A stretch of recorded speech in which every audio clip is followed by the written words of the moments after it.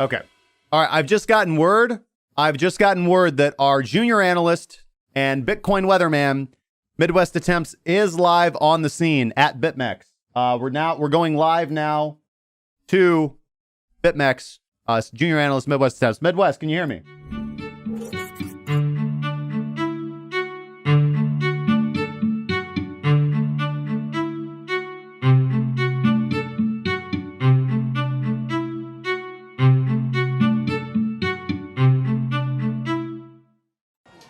Hey Justin, I am live at the latest BitMEX liquidation area, and it is a sight to be seen around here. There are things going way over my head. People are angry. That guy over there, I believe his name was Reggie, just lost 13 Bitcoin, but I don't believe him. The fucker's wearing shorts. Don't you get near me, Reggie! Alright.